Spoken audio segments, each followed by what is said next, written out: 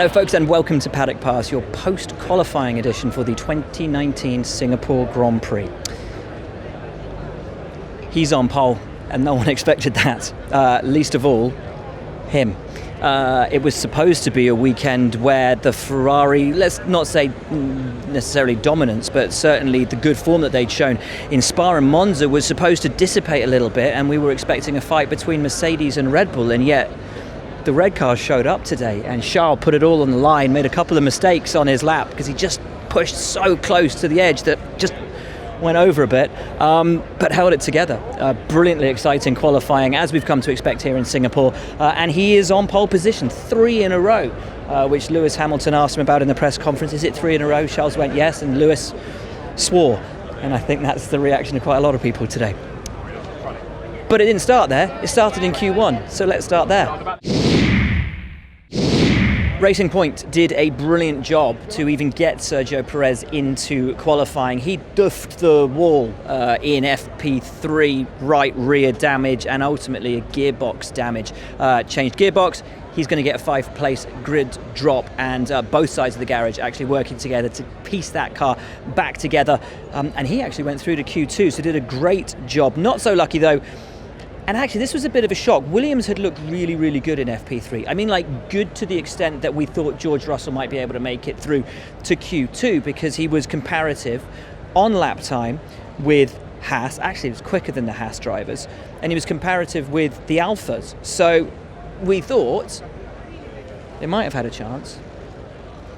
Goes Lewis. Might have had a chance to get through into Q2. Robert Kubica, though, down in P20, knows tomorrow is going to be the most physical race of the season. He said even when he was at his best, in his prime, this was the one race that was the most physical, and he knows that in his condition as he is, it is going to be a monstrous task to even make it to the flag. So I think, let's say when he does, because Robert doesn't go down without a fight, that's going to be some effort from him. P19, George Russell, that was a surprise. He said he threw everything at it and they had to try and make it work. He wanted to be the last guy out on track, but so did about 12 other drivers, and he just got caught out, just didn't have the clear space around the track. No regrets though. That's the positive thing.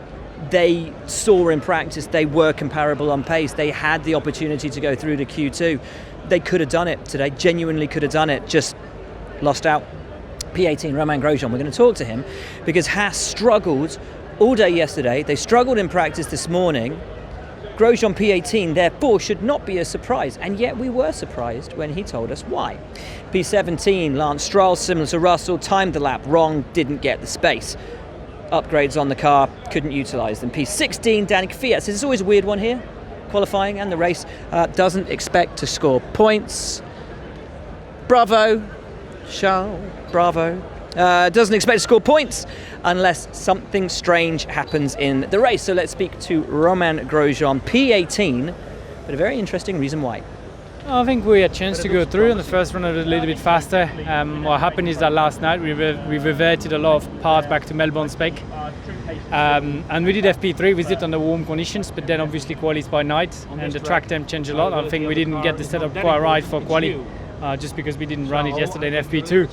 So I think there is a lot of more lap time in the car that we could extract in quali, but we just, even though we made a big adjustment between the two runs, we're just still a long way from being ideal. That's a massive job. I remember earlier in the season the team said it would be almost impossible to change between the new spec to the Melbourne spec. What kind of a job's the team done? They did a good job, but also we've actually modified slightly the chassis, so it's much easier to revert from one car to the other. So we could even have done it between FP3 and quali, but the team really wants to learn as much as we can and gather as much data as we can. So we've got a new front wing, but the old floor and rear wing on the car, and trying a hybrid solution and see what it does. But as I say, I think we had more pace than we could show, but unfortunately didn't get the time to quite set it up right for the cool temperature. So that is how the rear end of the grids will be formed, 20th through to 16th, although it won't be because, as we said, Sergio Perez does have a penalty and he didn't in fact get through Q2, and the way in which that played out is like this. So in P15, Kevin Magnussen. So Grosjean interestingly, obviously, went and had that kind of hybrid old spec, new spec car that they managed to change overnight, and he was still trying to find the confidence with during practice this morning and into qualifying today. Magnussen, however, stuck with the new spec. Did all right with it, better than the practice pace suggested anyway, just didn't have the pace, got what he could, just hoping that it's going to be enough for him to hang in there tomorrow, but he's not ultimately all that confident. Kimi Räikkönen lost time yesterday. Actually, both of the Alfa drivers did. They had a power cut in the garage. They lost, I think, about an hour's worth of running, and so because of that, they've been on the back foot for the remainder of the weekend. Räikkönen P14, lost time yesterday, and so lacks the confidence in the car and the speed. P13, Pierre Gasly, about where he expected to be, given the Toro Rosso's pace. Fiat just sort of, he lucked out with the all the cars being in the wrong place at the wrong time, as so many drivers did, but Gasly P13, pretty much where he expected. Giovinazzi qualifies P12th, will start P11 with Perez's penalty. Happy as Larry, really able to choose his strategy. The soft's horrible, so he's going to start on the mediums or the hards, and basically he says he's going to hit and hope. See what it does. In P11, though, we're going to talk to Sergio Perez. Monstrous job by the team to even get him into qualifying, and despite the penalty, is he feeling confident going into the race tomorrow? They've done an amazing job, everyone. Very disappointed what happened today in FP3. This circuit doesn't allow a single mistake, and I did one. We got a lot of work to do ahead of tomorrow. And tomorrow it's a long race. We have to make sure we finish, and then we can have a shot to the points. So you're starting quite a way out of the points with the new upgraded package on the car. Do you think you've got something underneath you capable of overtaking, getting into the top 10? More than that, it's a race. It's such a long race. A lot of things have happened in the past year, so I'll be surprised if tomorrow there is nothing, So I still believe that we have an opportunity tomorrow. Realistically, on paper, starting P16 is very difficult, but we never give up, and we will fight very hard for tomorrow. Put your trust in Bernie and keep your fingers crossed. Thanks. So that is how Q2 finished, and by the way, the reference we made to Bernie there wasn't Eccleston, it's their strategist, who usually always ends up coming up with something brilliant. Bernie Collins, she's pretty good, is Bernie. So we'll see how that one works out for the Racing Points tomorrow. In then to Q3. And Q3 was about as intense as we all thought it was going to be. Some really interesting battles were shaping up. Mercedes versus Red Bull. Could Mercedes take on Ferrari? Because Ferrari, all the way through qualifying, had looked like they were the team to beat.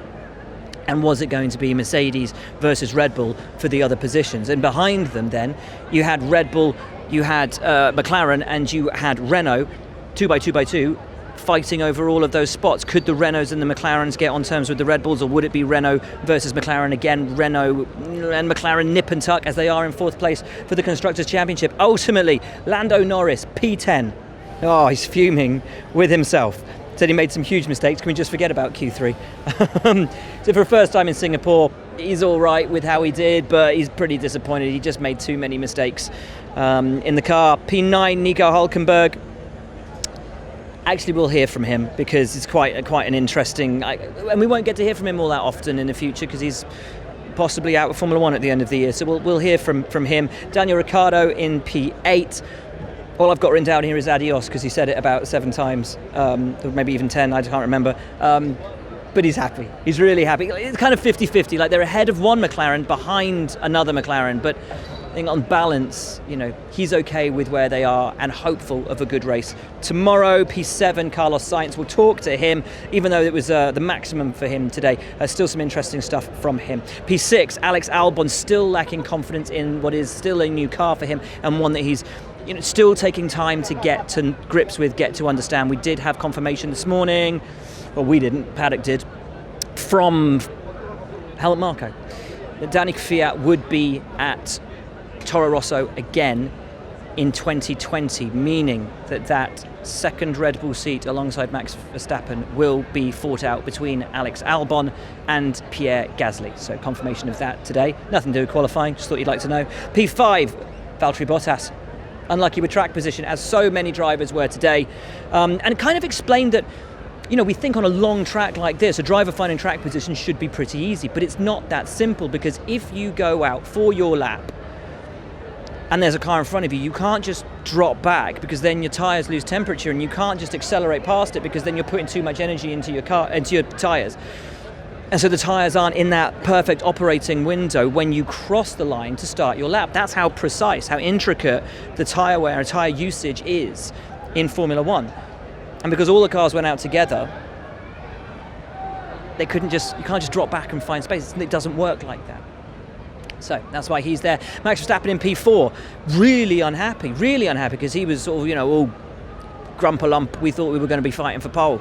And I think after FP1 yesterday, a lot of people did as well. Most of the weekend, we thought it was going to be Mercedes versus Red Bull. It's not. It's Ferrari. So yeah, not a happy bunny, and just generally lacking speed, and balance of the car's fine, just lacks speed. So let's hear then from Carlos Sainz and from Nico Hülkenberg in what's shaping out to be a really interesting battle between Renault and McLaren. Happy with P7 because Albon in Q3 was a bit too quick. In Q2 it might look like we could have a chance on him. It wasn't the perfect lap, could have done a 7.6, 7.5 without a misfire in the last sector. But even like that, I think we can be very proud. 7th is exactly where I wanted to start tomorrow. So happy with all. On race pace, can you take it to Red Bull?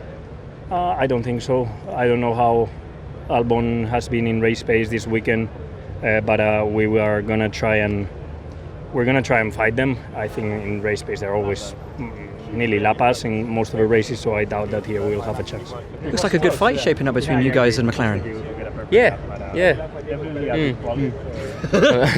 Unfortunately, not quite enough for them today. They were really fast. I'm not sure what happened to Lando. I think he beat himself at the end. But that happens, on a track like this. It's not easy. It's been an intense quali, but unfortunately, not enough to beat these guys. They're in good form. So I guess we achieved the max. I'm pretty happy with my laps. So we'll take it for today. How difficult is it to sit on the edge here to actually extract everything that you can out of it and not put it in the wall? Yeah, it's tough. It's like Monaco and I guess Monaco, Baku. All these tracks are tough. They're just so much more intense than a regular racing track. But that's the thrill. That's the challenge here. I think that's why we all like it so much as well. All of which brings us to the top three. We open the show with them in the pen behind us. Charles Leclerc with his third pole in a row. Really phenomenal lap. Lewis Hamilton, P2, did all he could. And again, just like Leclerc, a lap on the ragged edge. Total commitment. Brilliant to see. Absolutely monstrous. Vettel, as you're going to hear, really not happy at all. Despite the fact that coming into this weekend, no one expected Ferrari to fight for pole. And yet they did. And they took it. That looked like a lap so on the edge that you went over it a few times. Yeah, I mean, twice was a close call to just completely lose it and put it in the wall. So, it was a crazy lap, but I just decided I'm just going to give it absolutely everything, and we'll see what happens if I'm going into the wall or if I manage to finish the lap. And, a few times I've lost it, but I managed to keep it on track. Still improve the lap time. I think there were a few mistakes because at one point I was half a second quicker than my previous lap, and then I've lost a little bit when I lost the rear, but at the end I managed to finish the lap and I'm extremely happy. 3 poles in a row, 3 wins in a row? I really hope so. I think the start will be very important tomorrow, and if we manage to do a good start, then hopefully I will have a bit less pressure compared to where Lewis was in Monza, but we'll see. Well, at the moment, particularly as we're not, we've not really necessarily had the pace for pole. I'm going above and beyond really to try and get the car to get it on that front row. To split the Ferraris is not easy. They're just so quick at the moment. They're kind of in a bit of a class of their own these last 3 races. Was not expecting that here, but it is the case. And so I'm really, really happy with the job that I did. It was super ragged, and I mean, geez. But like Charles said, we both were nearly in the wall trying to get the lap out. So. Not a lot of people were expecting this to be necessarily a circuit that suited Ferrari, so to know that a pole was possible for the car and that the second row is there as well, is that not a positive thing? Absolutely. I mean, yesterday didn't look at all like that. I think yesterday was maybe not the cleanest day. Plus, we were able to trim the balance today, so it came towards us. Because yesterday, as you saw, I think Mercedes was quicker and also Red Bull was quicker than us. And tomorrow for the race, do you believe Mercedes have the race pace on you, or can you take it to them? Yesterday they had it, so obviously today we're able to improve. If we can keep that for tomorrow, then it should be a more entertaining race. But let's see. It's a long race here. A lot can be played during the first stint, depending on where you are. Tires will make a big difference, which we struggled yesterday. Mercedes struggled less, so let's see. So that is how qualifying shaped out for the 2019 Singapore Grand Prix, and it looks like it's going to be a pretty thrilling race tomorrow. Now, after Spa this year, we had obviously some terrible news to share with you about the loss of Antoine Hubert, but also the hospitalisation of Juan Manuel Correa. We have got some news for you overnight. We want to give that to you now. If you haven't already seen the news, he has been taken out of his induced coma following that Formula 2 crash at Spa-Francorchamps. However, doctors have cautioned he's still in a race against time with regards to his leg injury sustained in that accident. Of course, everybody in this paddock and in this sport wishes Juan Manuel the very best and a speedy recovery. So some positive news, really positive news there to end this episode of Paddock Pass with. That is your lot. Can't wait for the Singapore Grand Prix tomorrow. But from us, that's your lot.